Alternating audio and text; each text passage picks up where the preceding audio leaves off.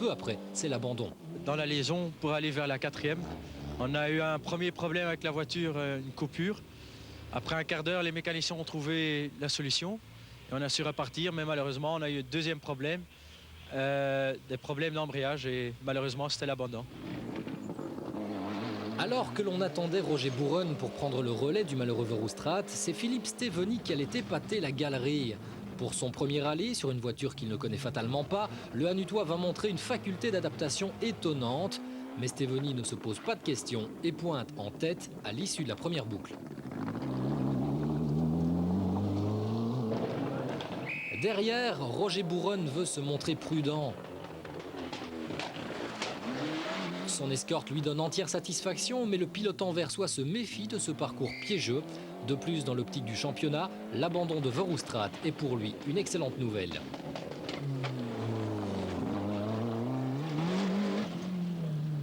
Comme prévu, la Porsche 911 de Gabon peine derrière les deux escortes. Le Bruxellois est affaibli par sa grippe et malgré les conditions climatiques favorables à sa deux roues motrices, Gabon ne peut accrocher Steveny et Bourron. Pire, dans la spéciale show de Hanu, Gabon va commettre une petite erreur. La Porsche touche un ballot de paille avant de sortir, c'est l'abandon. Guy Colsoul peut dès lors déjà envisager un podium. La Mitsubishi Lancer Evolution 3 qu'il pilote pour la première fois est déjà parfaitement au point. Et l'écart qui le sépare de Théo Loos, deuxième en groupe N, a vite grimpé. En cause, des problèmes de pont avant pour la Mitsubishi de ce champion de rallye sprint. Après un an d'inactivité, Christian Lheureux retrouve peu à peu ses marques. Son objectif unique, être à l'arrivée. Une arrivée et pire, un départ qu'un autre régional, Jean-Yves Laruelle, n'aura pas vu, en cause une stupide chute. Mais dans cette première boucle, une des bonnes surprises s'appelle Gert de Ketteleu pour son deuxième national. Il flirte avec la 5e place avant de rétrograder. Des ennuis, Viopala en connaît aussi, mais la piste finlandaise ouvre-t-elle des perspectives à Gérard Magnette? Oui, peut-être, parce que c'est quand même intéressant de pouvoir s'introduire là-bas aussi. Mais je crois que jusqu'à présent, on a assez de boulot en Belgique et on va essayer de bien faire les choses ici. En Formule 2, Didier Stassard mène la danse sur son Astra GSI. Mais la boîte, là aussi, l'empêchera d'entamer la deuxième boucle. J'ai pris le départ du rallye avec une boîte récalcitrante, en ce sens que le rapport de deuxième vitesse ne tient pas du tout et donc je dois rouler entre première, troisième et ici c'est assez technique dans certaines spéciales et j'ai assez bien de problèmes au niveau des rapports de boîte. Hanu, c'est aussi le deuxième rendez-vous du trophée ZX et du Challenge AX. Victorieux à Spa, Kurt Echters a le vent en poupe et se présente en tête au regroupe. Echters surpris par ses résultats, tout comme Philippe Steveny, leader inattendu à Hanu. Mais je pensais que si je rentrais deuxième ou troisième, j'étais très heureux. Maintenant, je suis en tête, c'est encore mieux. Donc je pense que tout va bien pour nous. Je pense que l'équipe fait beaucoup de travail, me conseille très très bien. Il y a juste Roger Bourron qui est juste derrière moi, mais il fait partie de la même équipe, donc il n'y a pas de concurrence illégale, donc tout va bien. Steveny, c'est la surprise. Pour moi, ce n'est pas une surprise. Steveny, c'est un homme d'ici. Il roule très, très fort aussi sur le circuit. Et pour lui, c'est une one-shot. Et pour moi, c'est un championnat, naturellement.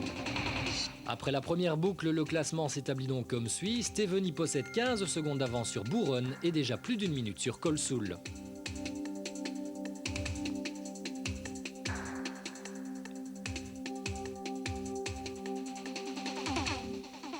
Roger Bourron avait prévenu, c'est dans la deuxième boucle qu'il allait réellement passer à l'attaque. Bourron n'a pas menti et dès l'entame du deuxième tronçon, l'Anversois moustachu écrase la pédale de droite pour fondre sur le néophyte du rallye.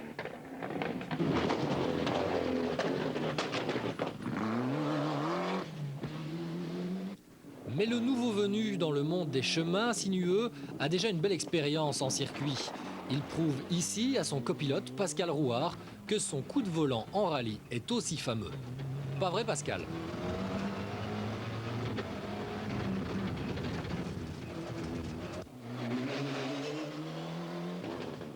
Mais lentement, le stress va aussi faire son apparition. Malgré une petite erreur, Steveny parvient à conserver la tête de l'épreuve, mais pour une toute petite seconde.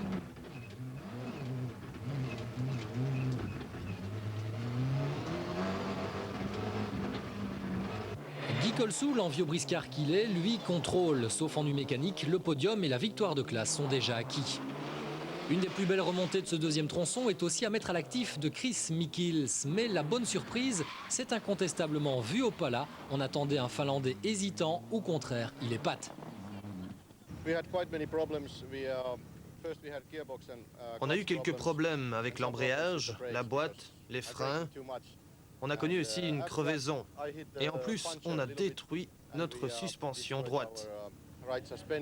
Enfin, maintenant, tout est OK. Une autre belle remontée en groupe N, c'est celle de Perenboom. Après un problème de cardan, le Limbourgeois revient à la 7e place d'un rallye où le public se montre particulièrement responsable. À l'heure où le rallye est en danger, le travail préparatoire des commissaires a été minutieux. Le résultat s'en ressent sur le terrain.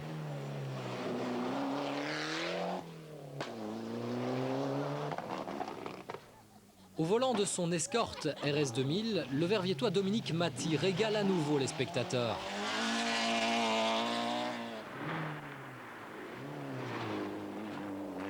Débarrassé de ses problèmes de filtre à essence, Marc Turion est lui aussi bien revenu dans le parcours.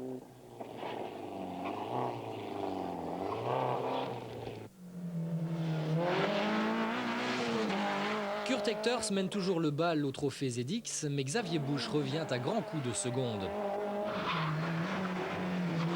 De Spa, quant à lui, reste en embuscade, alors que Frédéric Bécaud domine le challenge AX devant Fabrice Mikkels. C'est donc la Ford de Roger Bourronne qui arrive la première au regroupe, mais il compte toujours une toute petite seconde de retard sur Steveny. La voiture est bon pour le moment. J'ai aussi l'exact feeling de voiture. Je roule jusqu'à mon élan. C'est très bon pour le moment. Pas de problème non plus pour l'autre voiture préparée par Gérard Magnette. Mais dans la perspective du championnat, y a-t-il consigne ou pas du préparateur? Non, je ne pense pas, non. Tout va bien. Tout va bien de ce côté-là. Tout va bien. Vous avez carte blanche pour aller le plus vite possible. Ah, tout à fait. Je pense que si on fait un rallye, c'est pour aller au plus vite, pour passer le plus vite la ligne. Et puis voilà.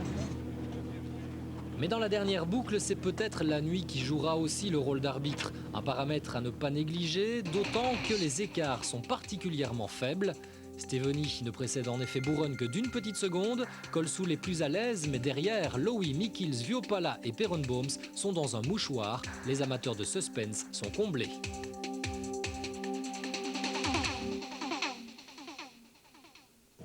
Le club de supporters de Bruno Thierry est présent également à Anu. Il cherche à récolter les moyens de faire revenir Bruno en Belgique, à Jalais. Bruno Thierry organise une opération Fan 2000, c'est-à-dire qu'il veut obtenir 2000 supporters pour obtenir des fonds, un budget, pour que Bruno puisse à nouveau une fois rouler en Belgique au rallye des Hauts-de-Fagne. Et pour en savoir plus, vous pouvez téléphoner au 019 67 76 79 67 76 79. Mais retour à la course où, comme on s'y attendait, Roger Bourronne allait profiter des premières spéciales nocturnes pour passer en tête. Le temps pour Steveny de prendre ses points de repère au freinage et Bourronne était déjà devant après Brève. Colsoul, lui, continue son galop d'essai. Et derrière, c'est Chris Mikkels qui semble prendre le dessus. Mais méfiance, Jan Vuopala reste en embuscade. Michel Perenboom terminera son rallye à Brève par une sortie de route. Les organisateurs neutralisent, la sécurité reste le leitmotiv. Fort des 11 secondes prises sur Steveny à Brève, Bourronne peut entrevoir la fin du rallye avec optimisme. Pas question pour autant de lever le pied, la cavalerie suit. Et la cavalerie, c'est Steveny et les près de 300 chevaux que développe son escorte Cosworth. Steveny apprend vite et dès la deuxième spéciale de nuit, il répondra du tac au tac à Bourronne. Les décisions ne tomberont qu'en fin de course dans le challenge AX, c'est Frédéric Bécaud qui s'impose de manière incontestable. En ZX, la neutralisation de l'étape de Brève aura sans doute servi les intérêts du protégé de Marc Duhay. Il signe à Anu son deuxième succès en autant de courses. Le trophée est encore long, il y a encore donc 6 courses. Il peut encore arriver beaucoup de choses, comme Jean-Loup Legrand qui abandonne encore aujourd'hui. Bon, c'est pas de chance, hein, ça va vite. Bon, pour le moment, on a beaucoup de chance. Comme en rallye, il faut beaucoup de chance. Pour le moment, elle est avec nous. J'espère qu'elle va rester et on verra par la suite. Vainqueur du trophée ZX, c'est donc Kurt Echters, mais Xavier Busch a repris du poil de la bête. Francis Leroy, lui, trouve ses marques. Quant à François de Spa, une petite sortie de route lui aura coûté sa 3e place.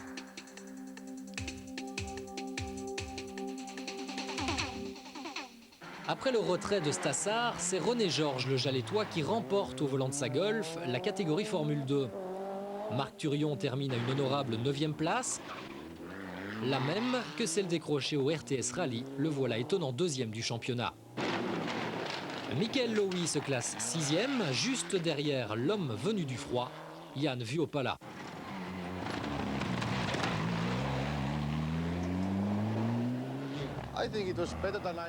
Je suis étonné, c'était mieux que prévu. On va essayer d'être au départ du Rallye del Panetri en avril.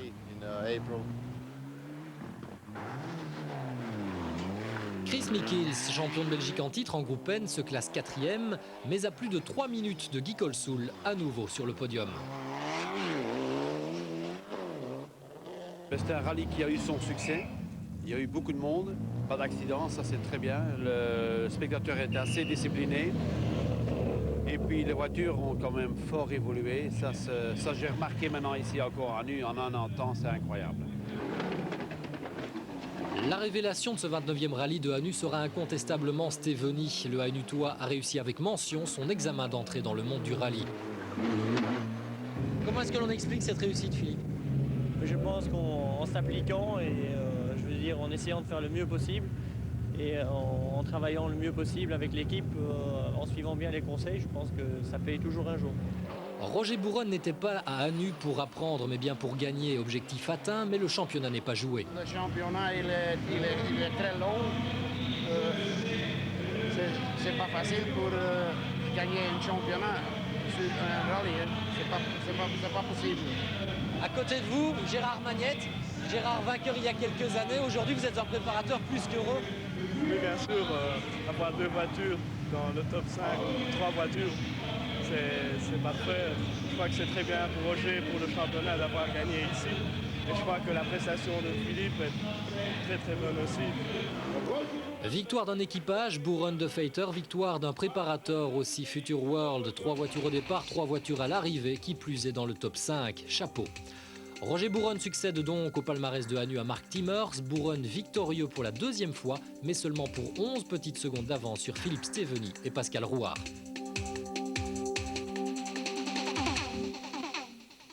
Au championnat de Belgique des rallyes nationaux, après 2 épreuves, Roger Bouronne prend donc le commandement. Il devance Marc Turion. Laurent Verhoestrat et Philippe Steveny sont 5e ex aequo avec seulement un résultat. Steveny qui aura été le grand animateur de ce rallye en réalisant 11 des 21 temps scratch. Pour un coup d'essai, voilà assurément un coup de maître.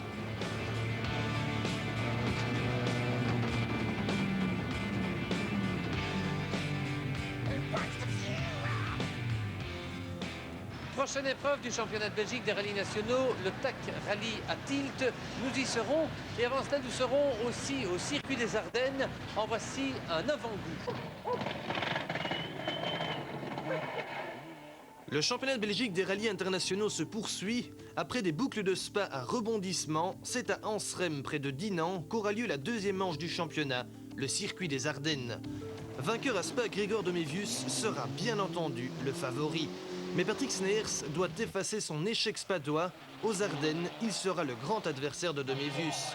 Autre malchanceux à Spa, Pascal Smets visera la victoire en groupe N et pourquoi pas un podium. À Ansrem, Dinan, Bernard Munster sortira pour la toute dernière fois la Renault Maxi Clio qui l'a conduit au titre de champion de Belgique. Notre opération Responsible Rallye Supporter sera présente au 46e circuit des Ardennes. En signant la charte d'honneur et en portant la casquette, vous soutenez le rallye, ce spectacle génial, menacé par certains politiciens. Si chacun d'entre vous persuade un ami, un voisin, un collègue, nous serons plus forts et plus nombreux. Terminé pour cette Champions numéro 8 de notre 3e saison en direct d'Hanu. La semaine prochaine, nous vous parlerons longuement de trophée Andros sur terre, du championnat Asie-Pacifique des rallyes et également du championnat d'Europe avec le Corte Inglés.